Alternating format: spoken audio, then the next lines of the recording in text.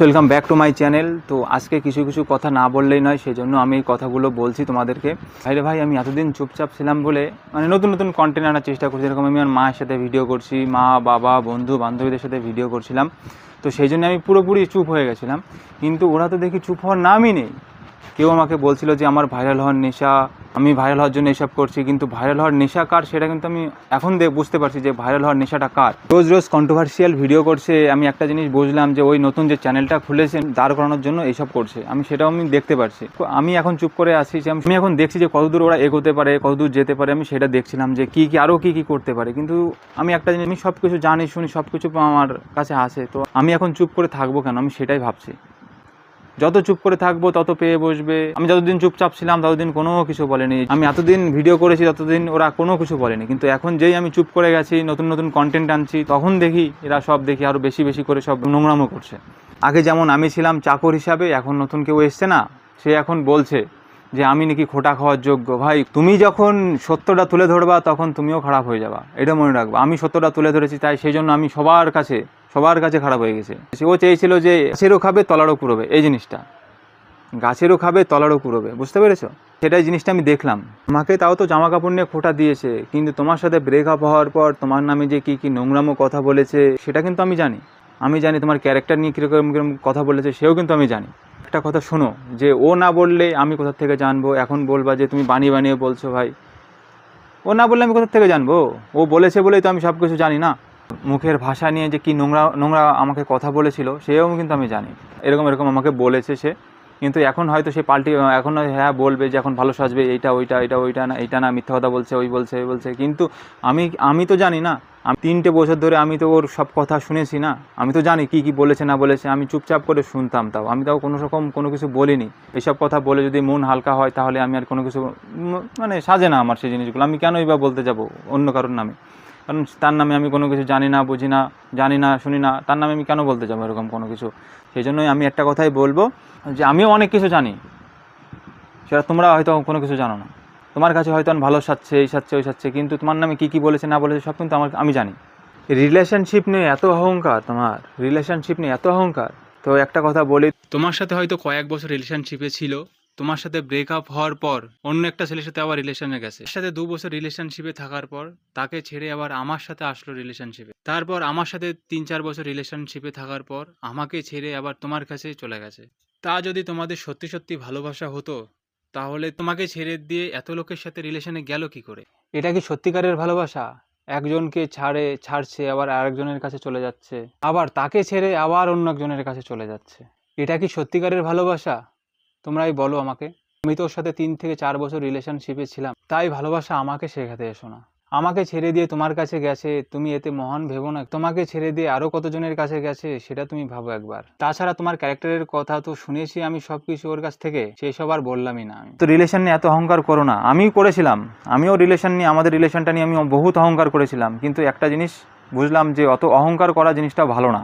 আর একটা কথা বলি, তুমি ওর জীবনে ফিরে এসছো ফ্রেম আর টাকার লোভে, আর ওর যখন কিছুই ছিল না, না ছিল টাকা, না ছিল ফ্রেম, তখন শুধু আমিই ছিলাম। প্রথম থেকে স্ট্রাগল করা, সেই স্ট্রাগল আমিও ছিলাম। বেশি বেশি একটা কথা বলো না।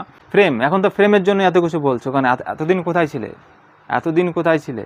6টা বছর কোথায় ছিলে তুমি? তখন তো ছিল না পাশে। এখন যেই দেখেছো ফ্রেম হয়েছে, টাকা হয়েছে, ব্যাস চলে এসছো সাথে সাথে ওর জীবনে। এই জিনিসটা আমি দেখলাম, যে কারণ আমি আমাকে বলেছিল যে হ্যাঁ ও আমার কমজোরি জিনিসটা জায়গায় আঘাত করেছো জিনিসটা, সেই জন্য আবার চলে গেছো তোমরা রিলেশনে। আর একটা জিনিস মনে রাখবা, তোমাদের যখন ট্রু লাভ ছিল, তোমাদের যখন ব্রেকআপ হওয়ার পর 2-3টে ছেলেকে অলরেডি ও ছেড়েছে। ছাড়ার পর লাস্টে আমি ছিলাম, আমাকে ছাড়ার পর তোমাকে গেছে। জিনিসটা বুঝতে হবে, কিন্তু এই জিনিসটা আমি খুব ভালো করে বুঝেছি। তোমাকে আমি একটা কথা বলবো, যে তুমি এখন আবার ট্রু লাভ দেখাচ্ছ, ওর কাছে ভালোবাসার কোনো দাম নেই। একে ছাড়ে, ওকে ধরে, আবার তাকে ছাড়ে, এই জিনিসটা আমি দেখেছি। ব্যাপারটা ভালোবাসার ওর কাছে কোনো দাম নেই। যদি ভালোবাসার দামই থাকতো তাহলে তোমাকে অন্তত কোনোদিন ছাড়তো না। তোমার জন্য যদি তোমার সাথে ব্রেকআপও হতো, ব্রেকআপ হওয়ার পর অন্তত তোমার জন্য অপেক্ষা করতো, যে না ওর জন্য আমি অপেক্ষা করবো। 2-3টে ছেলেকে ধরতো, ছাড়তো না। এই জিনিসটা মনে রাখবা, কোনোদিন ছাড়তো না। ও চাইতোই যে ওর কাছে কোনো ভালোবাসার দামই নেই। ও আমার একটা জিনিসই, মেন একটাই জিনিসই আমার কাছে সব থেকে দামি বেশি, সেটা হচ্ছে আমার টাকা থাকলে এবারে সব হবে। এই জিনিসটা ও জানতো ভালো করে। আমি এই জন্য ওর কাছে কোনোদিন কোনো টাকা পয়সা চাইতাম না। আর টাকা পয়সা আর গিফটের টাকা গিফট দেওয়ার সময় আমি সবসময় বারণ করতাম যে তোমার কাছ থেকে আমার কোনো কিছু গিফট আমার লাগবে না। আমি জানতাম যে পরবর্তীকালে কোনো সময় আমাকে খোঁটা শোনাবে, সেই জিনিসটা আমি এখন দেখলাম যে আমি চাইতাম না যে এই জিনিসটার দরকার, এই জিনিসটা লাগবে, আমার কোনো কিছু চাইতাম না। এমন কিছু দেখা হতো যে জিনিসটা আমি ওর কাছে চেয়েছি যে আমার এই জিনিসটা দাও, ওই জিনিসটা দাও, ওই জিনিসটা দাও, এই জিনিসটা দাও, কোনো জিনিস চাইনি আমি। শুধু ওই জামা কাপড় দেওয়ার কথা বলছো, জামা কাপড়ের ব্যাপারটা আমি কোনো সময় চাইতাম না। ও আমার জোর জবরদস্তি করে দিত যে তুমি না ওই জামাটা কেন তুমি পরবা, কারণ আমার কাছে জামা আছে ভাই, আমার মা বাবা আমাকে জামা কিনে দেয়, তোমার কাছ থেকে আমি কেন নেবো? কিন্তু সে আমাকে জোর জবরদস্তি দিত। এমনকি এখন এই যে বলছে গিফটের টাকা, ভাই আমিও তো ওকে অনেক কিছু গিফট দিয়েছি, কই আমি তো সেই সম্বন্ধে নিয়ে কোনো খোঁটা দেয়নি। আমি জানি কেন খোঁটা দেবো ভাই, আমি ওকে ভালোবেসে জিনিসগুলো দিয়েছি, আমি কেন খোঁটা দেবো? মানুষ কেমন হয়, মানুষের মানসিকতা কেমন হয় সেই জিনিসগুলো বোঝা যায়। আমি জিনিসগুলো হাড়ে বুঝেছি। এখন এই জিনিসগুলো নিয়ে আমার আর কোনো নেই যে ও খোঁটা দিচ্ছে ভাই, আমি আগুন ধরিয়ে দেবো। আমি শুধু এখন দেখছি ও কারো কি বলতে পারে, ভাবছে আমি মহান হয়ে গেছি, আমি এই হয়ে গেছি, ওই হয়ে গেছি। ভাই একটা সত্যি কথা বললে উপরে ভগবান আছে, মহান হওয়া না হওয়া সব কিছু সেই দেখছে, সেই সব কিছুই করবে, চিন্তা নেই। আমি সেই সম্বন্ধে নিয়ে কোনো কিছু বলছি না। একটা মানুষকে এতটা ভালোবাসার পরেও সেই মানুষ এরকমভাবে বলতে পারে, এই জিনিসটা আমি দেখে না আমার মাথার মধ্যে আমার পুরো গরম হয়ে যাচ্ছে যে কীরকম মেয়ে ভাই, কাকে আমি ভালোবেসেছি। আমি জিনিসটা ভাবি, যাকে এত ভালোবেসি, যাতে এত কেয়ারিং করেছি ভাই, মানে ছোট বাচ্চা যেরকম হয় সেইভাবে আমি ওকে রাখতাম। যাওয়ার হলে আমরা ধরো কোথাও ঘুরতে গেলাম, ঘুরতে যাওয়ার পর ভাই ওকে একটা বাচ্চার মতন করে নিয়ে যেতাম ভাই, সবাই সেটা দেখেছে, আমাদের সবাই সেটা দেখেছে। আর একটা জিনিস মনে রাখবা যে ভাই ফ্রেন্ড সার্কেল এখন কিন্তু ওর কমে গেছে, কারণ ওর কেমন ব্যবহার করে সেটা কিন্তু আমার থেকে ভালো কেউ জানে না। ওর যে জিনিসটা দরকার, যে জিনিসটা লাগবে তো লাগবেই, ওই জিনিসটাই ওর লাগবে। সেই জিনিসটা যদি অন্য কারোর পছন্দ হয়, সেই জিনিসটা ছেড়ে দিতে হয়, সেই জিনিসটা করবে না ও। মানে ওই জিনিসটা ওর লাগবে তো লাগবেই, তার জন্য ঝগড়া করলেও করবে। এখন দেখি টেস্ট, মানে ছেলেদের কি মানে টেস্ট হিসেবে পায়, মানে এক একজন এক এক রকম টেস্ট লাগে। প্রথমে একজনকে ছিল, তাকে ছেড়েছে, তাকে টেস্ট করা কমপ্লিট, তাকে ছেড়েছে। তারপর একটা ছেলেকে ধরলো, তাকে টেস্ট করলো, তাকে ছাড়লো। তারপরে আমাকে ধরলো, তারপরে টেস্ট করলো, আমাকে ছাড়লো। মানে এইসব কী রকম, মানে টেস্ট খুঁজে পাচ্ছ নাকি? এখন আবার তার এক্সের কাছে আবার ফিরে গেছে। আমি এই জিনিসটা দেখছি। তোমাকে কিন্তু এখনও বয়ফ্রেন্ড হিসেবে যে পুরোপুরিভাবে যে বয়ফ্রেন্ড, আমার বয়ফ্রেন্ড, এইসব কিন্তু কোনো কিছু বলেনি, জাস্ট ফেস রিভিল করে ছেড়ে দিয়েছে। বয়ফ্রেন্ড হিসেবে ধরুক, তারপরে তো বলবো না। কি মামনি, আরও কিছু বলবো? বলো। বললে পারে তো অনেক কিছুই বলতে পারি। আমার একটা দাদার বিয়ে বাড়ি গিয়ে সেখানে তো বিশাল বেশি কথা আমাকে বলেছিলে, বেশি কথা সবার সামনে, লোকজন সবাই আছে তার সামনে আমাকে বেশি কথা বলেছিলে, কারণ আমি তোমার একটা মেহেন্দি একটু পরিয়ে দিয়েছিলাম বলে পাই, সবার সামনে আমাকে কি যাচ্ছে না তাই বেশি কথা বললে। সেটাও আমি মেনে নিয়েছি। আমি প্রথম থেকেই যদি সব কিছু যদি না মানতাম না, তোমার সাথে আমার রিলেশন কোনোদিনও থাকতো না। একটা কথা এখনই ভাবছি যে আমি যেই পদক্ষেপটা আমি এখন নিয়েছি, যে সিদ্ধান্তটা আমি এখন নিয়েছি, সেইটা আমি আরও 2 বছর আগে নিলে সব থেকে ভালো হতো। যখন তুমি মেন্টাল টর্চারটা তুমি আমাকে করতে, সেই জিনিসটা যদি আমি করতাম সব থেকে ভালো হতো। কিন্তু তখন আমি সেই জিনিসটা করিনি বলে এখন আমার সেটার আফসোস হচ্ছে যে আমি তখন এই জিনিসটা কেন করিনি। তখন যদি এই জিনিসটা করতাম, আমার কাছে না করে প্রায় 25 লাখ টাকা থাকতো। আমি এতটাই কর্মঠে ছেলে ছিলাম, যেই কাজ পেতাম সেই কাজই করতাম। কারণ আমি আমার বাড়ির বিশাল একটা ভালো ছেলে ছিলাম, যে সবাই বলতো, আমাদের গ্রামের সবাই বলতো যে এই ছেলেটা যখন কাজ করে তখন এর সাথে কেউ কাজ করে পারে না, যেই কাজই হোক না কেন। সব কাজ আমি করতে এত ভালোবাসতাম। কিন্তু কারোর সাথে রিলেশনে এসে আমি আমার ক্যারিয়ার নষ্ট করেছি, আমি আমার ভবিষ্যৎ নষ্ট করেছি। আমি বলবো এখনও যে যতটুকু এখনও আমার যা ক্ষমতা আছে, আমি আমার ক্যারিয়ার আমি অবশ্যই দাঁড় করাতে পারবো। কিন্তু একটা জিনিস মাথায় রাখবে, যে তুমি যেটা করেছো সেটা কোনোদিন ঠিক করোনি।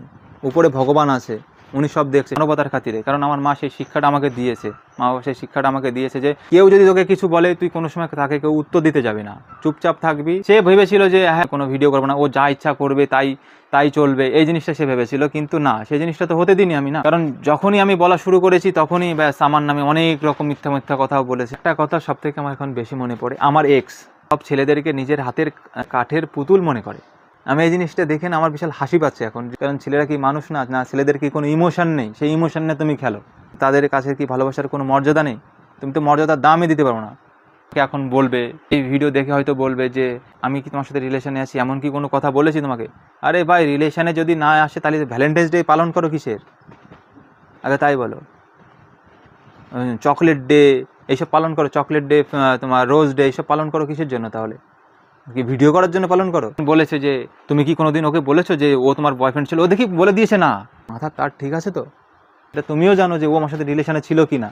যেমন ইচ্ছা হবে তেমন ছাড়বে ধরবে, নোংরামি করবে, আবার পরে দেখবো আবার গলাবাজিও করে এসে। মানে গলাবাজি করে কি পাবে সে? গলাবাজি করে ভাববে যে আমি জিতে গেছি, এই হয়েছে ওই হয়েছে। আমি আর একে নিয়ে আমি আর বেশি কিছু বলতে চাই না, কারণ বলতে গেলে পরে নিজের মাথা নষ্ট, মনটা কিরকম ভেঙে যায় যে আমি এমন কাউকে ভালোবেসি যে সে এরকম করে।